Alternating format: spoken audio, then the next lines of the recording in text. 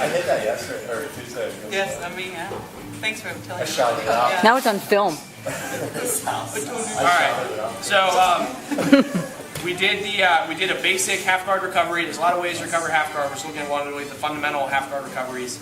We looked at using our half guard to make space, which is good to do if the person's bigger than you, or you know they like playing in, whether it's an underhook or an overhook. Someone's really big into a darce game, like Mike. You're probably better off keeping space. If you start playing low into that pocket, you're playing right into that darce trap. So making that space out to start recovering your guards, be a little bit safer. It's also good if the person's pretty big and you don't want to play under their weight and keep yourself out from under their weight and start making space away. That's how I tend to use it anyway. So this next one is if they're kind of driving into you, and you can turn that into a single leg. So I'm either going one way or going the other. You get that back and forth kind of pendulum motion in your mind, where if I can't go this way, I'll go this way. Can't go left, you should go right. Can't go right, go left. That kind of mentality. So I got my half guard. Let's go ahead and just keep drilling this. Actually, boom, making space. Something I was pointing out to Nick while we were drilling. This foot, this back leg, you guys might as well start working on this habit now. Whenever you bridge, a lot of people have the habit of bridging, and they go here, and they flop on their side, they try to start getting their guard back. The problem with doing this, I don't have any structure to keep all the space I just created. What's going to happen is the Lord's just going to flatten me back out. So when I bridge to make space, I want to dig this foot into the mat behind me and point my knee at my opponent. So I'm pointing my knee this way, because that's the direction Nora's pressure is going to come in. What that's going to let me do is it gives my hip support. It gives structure for my hip to stay up. If I don't put this there, I'm getting flattened pretty quick. The way this works, Nora, I'm putting pressure on my hip. It's all going into my foot. All the weight here just going right into that foot. Now, as soon as I point my knee up, I flatten out right away. It's something stupid simple, really stupid little detail. This can save you a lot of trouble. What it's good for, you start using this foot with it. I take my toes in the mat, I can use this foot to keep moving my hips without moving my kickstand here. And I can adjust my kickstand a little bit. I can adjust a little bit more. I'm being very active with both of my feet here. As soon as I do this, I'm going to be in pretty bad shape. A lot of people have a habit of doing this flop, trying to get over, just get balled back down, and waste a lot of energy. So every bit of energy you expend, you should make sure you're getting your full investment out of it. You want to really protect your investment. You want a non-shady stockbroker working for you, basically. Does that make sense? You guys into stocking? Stocking, yes? Okay. Stocking, yes, absolutely. Push this knee down, recover my half guard here. So in this position, Nora started to play into me a little bit. So I use this frame, I'm going to swim my hand in an underhook. So when I go to an underhook, I don't want to pull my arm out and try to dive it in.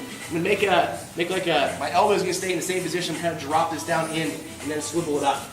And I go, like this. It makes a noise when you do it. So I'm here.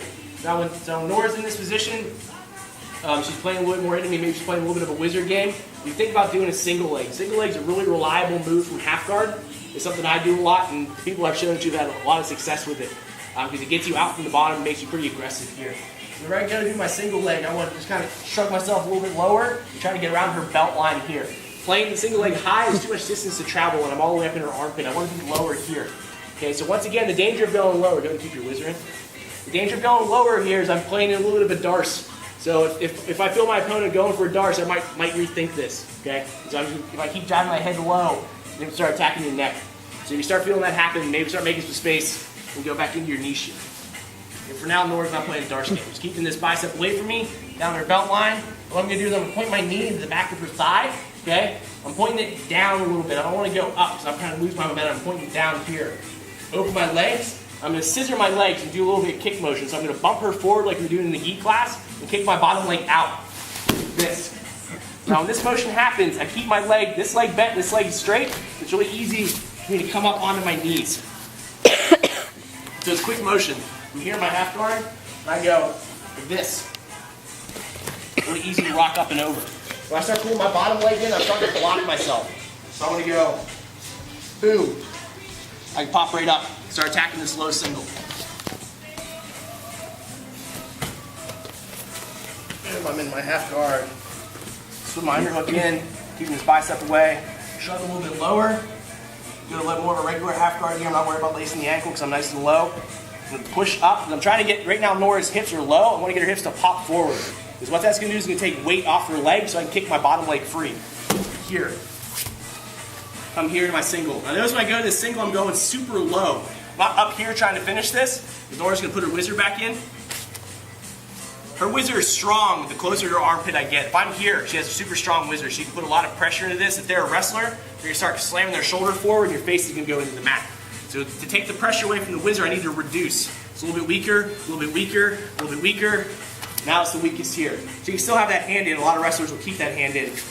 This gonna be a good position for you. I'm nice and low, cupping her knee, hand on top of my hand, hugging my ear nice and tight, keeping my position. I'm over top of her leg. Because if I don't go over top of her leg, Nora's gonna omoplata me. Yep. It's very embarrassing when that happens, but you just did a whole lot of work to get there. So I want to be over top of this leg here. Okay? Now normally you don't stick their leg between your legs. If I was attacking a turtle, I wouldn't do this because she can go knee bar. But if I'm here on this, she can't go knee bar. Nice and tight on the single leg. I want you guys to get reps on finishing this. I'm going to step this leg back, trace down the ankle, lift, step this ankle in. So I'm setting the table here. I'm setting her leg right up in the hip. So I'm coming here, let's pop this up, set up and trap it.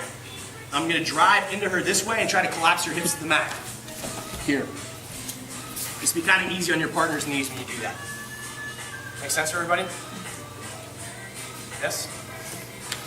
All right. Let's get some reps on that.